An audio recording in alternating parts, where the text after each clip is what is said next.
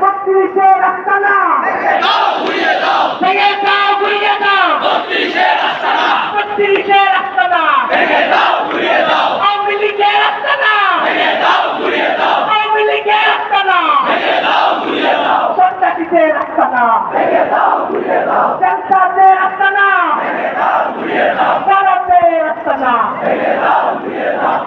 সতীশের আস্তানা, হাবি সাইদ মুক্ত, মুক্ত,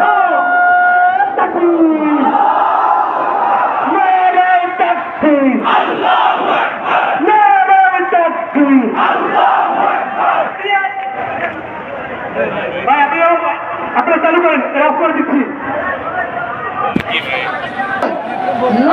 তরুণের হয়ে এটা রাজপথে কথা বলবো সেই হাজি পুনরায় শুক্রবার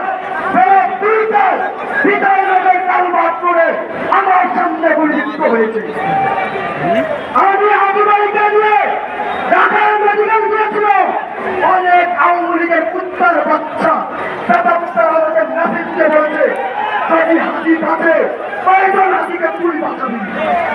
আমি তাদের উদ্দেশ্যে বলতে চাই, সুরের বাচ্চারা, নিরক্ষর বাচ্চারা, ভারতের নদীর বাচ্চারা এই দেশে তোমার ঠিকানা নেওয়া। বন্ধুরা, আপনারা হাতির পাশে দাঁড়িয়েছেন, তবে অনেক দেরি হয়ে গেছে, আমাদের মাঝে লাখো হাতি আছে, তাদের পাশে আপনারা সবসময় থাকবেন। এবং এই হাতি চত্বর থেকে আমি আরেকটা ঘোষণা দেই, হাতি চত্বর থেকে প্রিয় হাজিবার সহপাঠী এবং সহবোন তার ছোট বোনকে আমরা আগামীতে সংসদে পাঠাবো, সবাই এক হয়ে।